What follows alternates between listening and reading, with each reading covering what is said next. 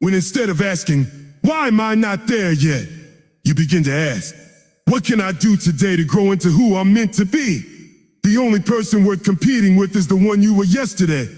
The goal is not to be better than someone else, but to be truer, wiser, and stronger than the version of yourself that doubted your worth.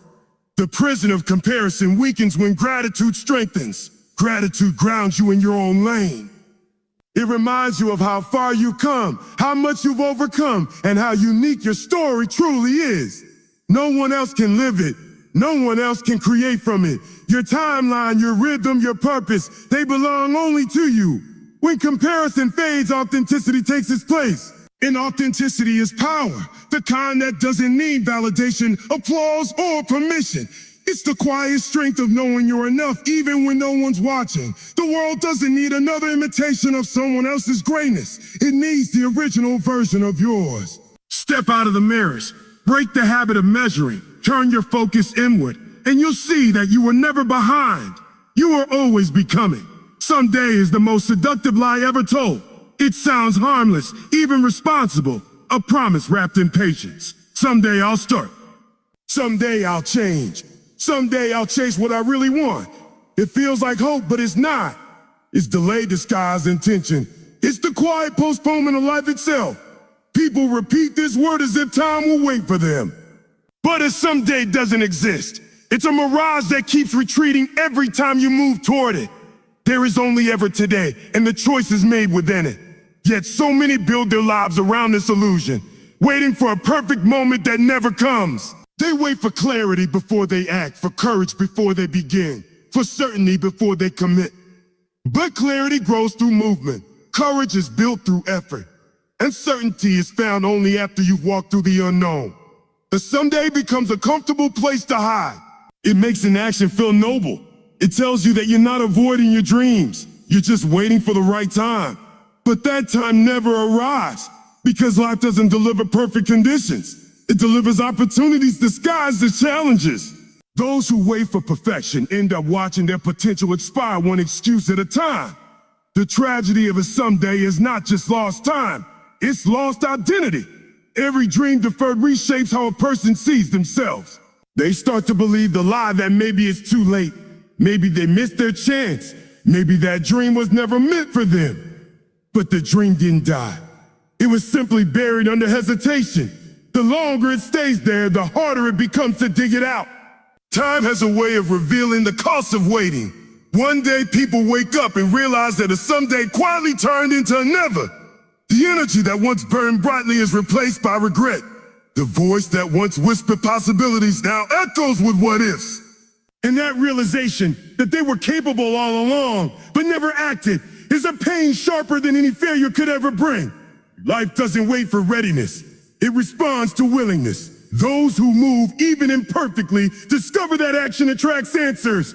One step creates momentum. One choice reshapes destiny. Waiting for the right time is like waiting for the ocean to still before you sail. It never happens. You learn to move with the waves, not against them.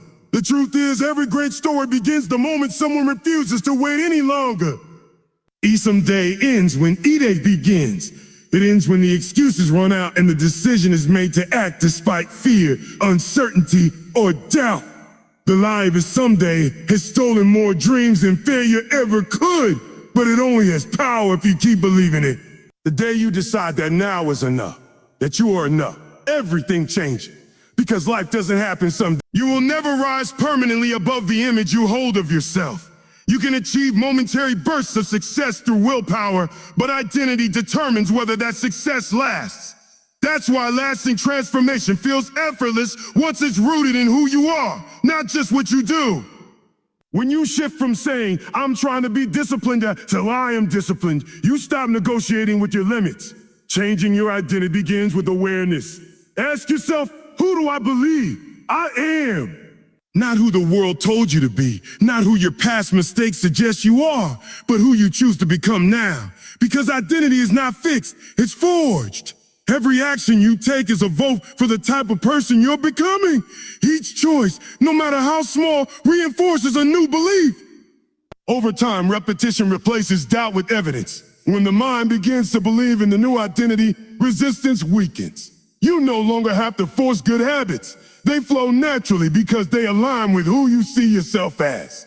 Runners run because they believe they are runners. Creators create because they see themselves as creators. Successful people don't act successful to prove something. They act in alignment with what they already know themselves to be. The shift in identity is quiet but powerful. It doesn't announce itself. It reveals itself in how you respond to life. You stop chasing validation because you're no longer trying to become. You're simply being. You begin to move with conviction rather than effort. The world responds differently to someone who has decided who they are. The old identity will try to pull you back. It will whisper that you're not ready. That change is temporary. But identity shifts the moment you stop listening and start embodying.